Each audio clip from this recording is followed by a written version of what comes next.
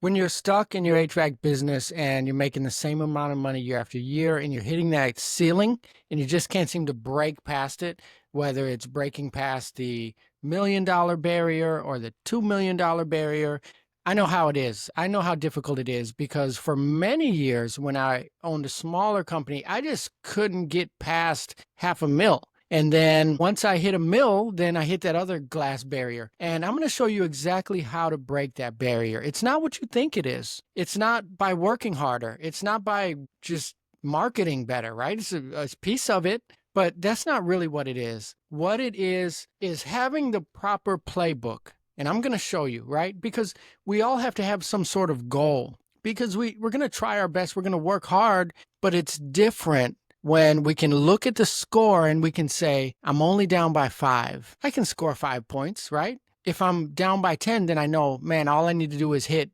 5 shots. That's 10 points, okay?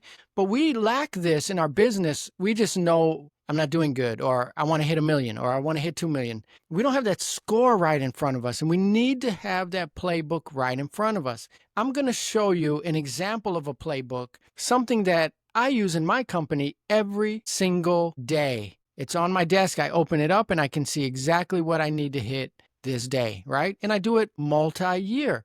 Now, this is an example I'm going to show you of a company that was trying to break the $1 million barrier and actually did, okay? So let me show you. So if you look here, right off the bat, this is telling you how many calls you would need. Now, the first thing you'd have to do, obviously, is set your pricing. And if you haven't watched my pricing videos, I have a lot of them because pricing is at the very heart of profit. Okay? You know, if someone buys your business, they'll turn it over from 2 million to 5 million in a year, 2 years. Okay? They'll turn it from 10 million to 20 million, or they'll buy it at 1 million and just increase it. Why? Because they make 4 simple moves. They're going to increase the frequency of purchases by reaching out to your customers. They're going to get more referrals. They're going to raise your prices, right? They're going to raise your actual price instantly. Did you know that a 5% price increase is more effective to your bottom line than cost cutting, right? If you increase your prices by 10%, it can add up to 5% to your net profit just right off the bat, okay? So they're going to increase your price and they're going to increase your average ticket by cross-selling and upselling. So the first thing you have to do is set your prices. I can help you with that. Go to my other videos. I walk you through step by step on how to set the exact price, which may make your prices higher. You can go to the sales videos and learn how to sell. Okay, so let's get back to this. So once you know your average ticket and what it should be, okay, this is an example of a company. This company here had 2 technicians at the time. Okay, the owner was a technician and they had 1 helper technician and 1 person answering the phone at the time that I created this. Okay, once the price was set and we knew each technician needs to have an average ticket of $400. At $400, that told us how many service calls do their technicians make. Let's say you're doing 4 calls a day and you're working Monday through Friday. That's 80 calls. So you know right off the bat, I need to get 80 calls to this technician a month. That's 4 calls a day, Monday through Friday. Just that knowledge alone helps you with your marketing because you know, hey, I get 3 leads from Facebook, and then I get 2 leads from Google Ads, and then I get 10 calls from Google My Business, and you can add them up and you can get your leads that way. So you know, hey, I'm at 70 leads this month. I need 80 leads or jobs. Time for me to go to a networking meeting. All those networking meetings at the chamber that you don't go to because it's too early and you don't want to get up. So you're looking at the score and you're saying, if I need 80 calls per month and I have 70 and it's the last week of the month, I'm only down by 10. I only need to put 10 jobs on the schedule.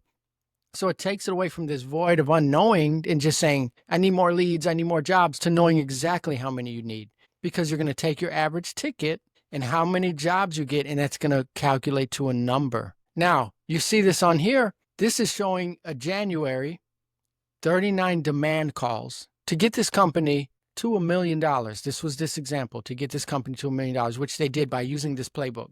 February, 28 demand calls is all they need. 28 calls for those 2 technicians. 41 calls for those 2 technicians. And then you can see in June, July, August, and September, they went way up because the demand is higher. Let me show you what this means. This is what those calls translate to because you're putting a number on them. You're going to tell your technicians, this is how much we're going to try to average per call. not by making stuff up, but by taking our time, by going slower and digging in that unit and making recommendations, right?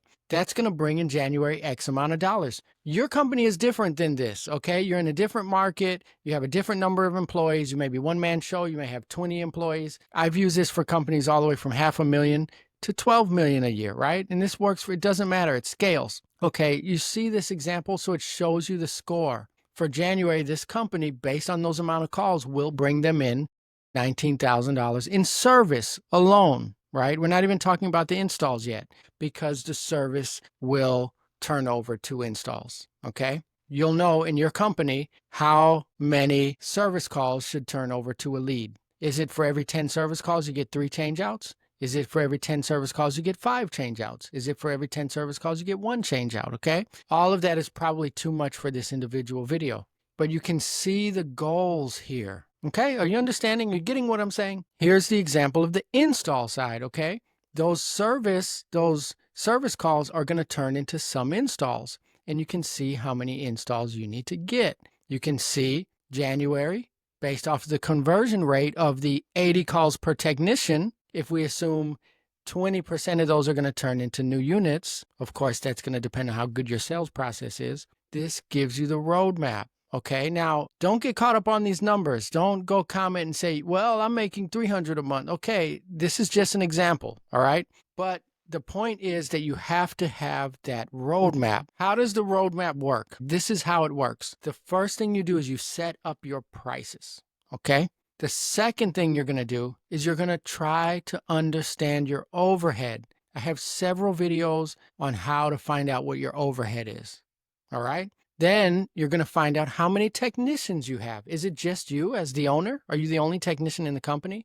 Do you have 20 technicians? Now you're going to find out how many calls per day are you going to have your technicians do. I like to have technicians do 4 calls a day, 2 in the morning, 2 in the afternoon. If you have good employees, you need to keep them. You don't need to stress them out just so you can get more money, okay? You need to have them relaxed. You need to have them taking time on the jobs. So let's assume they're going to do 4 calls a day, 5 days a week. That's 80 calls per month each technician. If you know your average ticket, then you can easily calculate how much is 400 times 80. That gives you the number that that truck is going to make for the company every month. Now, if your technician does 80 calls a month and they turn over 10% of those, how much is that? That's 8 installs that are turned over to the sales department. If you have a 50% close rate, that's 4 installs. What's your install average? Let's say it's 10,000. That's an additional $40,000 that that truck is going to bring in. You can put that on your budget. Once you do that, now not only do you have a playbook to know exactly how much money you're going to make, because we don't want to look at our profit and loss like a lot of companies do. The month ends and then the bookkeeper sends them the profit and loss from last month and they look at it and then you can decide if you did good or not. That's bad. You're the coach of your business. You're leading your business. Can you imagine any basketball or football coach? The game ends and then they get a report on what the score is and then they find out, did we lose or win? Horrible coach, okay? You want to be looking at the score every day. And when you give the expectations and you set it, now you can show your employees, hey, this is your score. You did 80 calls this month, and because your average ticket is X amount, it should be this amount. This is how much you brought in, and you didn't turn over any leads. Not to shame people, but to give them a goal. Think about when you had a job. Do you want to not know what your boss wants, what the boss expects? You want to know, hey, tell me what I need to do so I can get better. It's the worst when you have a job and you don't even know if you're doing good or not.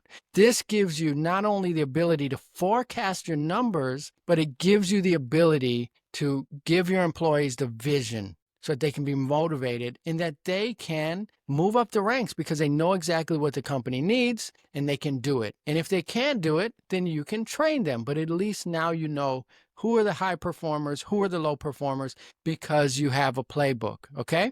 So these are just a small amount of things that you can do with the playbook.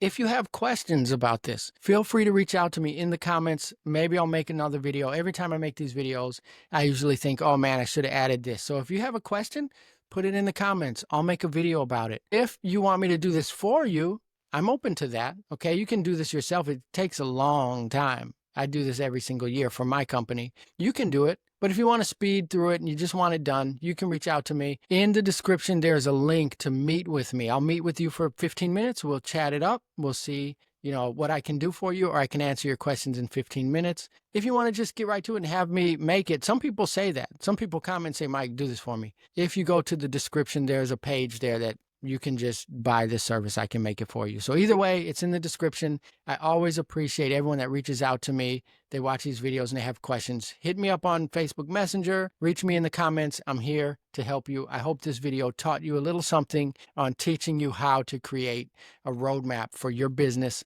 so that you can see where you're going. You can look on the map and you can head straight there without going around in circles. All right. Have a good day. Thanks for watching.